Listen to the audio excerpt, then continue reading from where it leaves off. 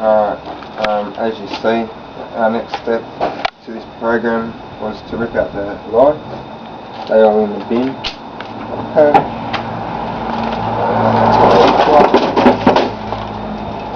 So just rip them out, just put them in the bin, and next stage is to take all the bolts out of the side, take the strutter, loosen the mounts there. We're going to go loosen the mounts on that side before we take the strut out, so they don't fall on our head.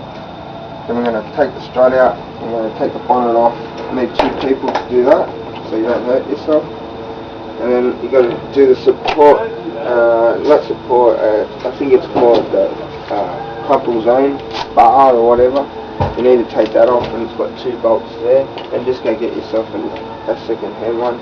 This one stays, and tomorrow we'll rip out the radiator fan. Alright, so that's basically it.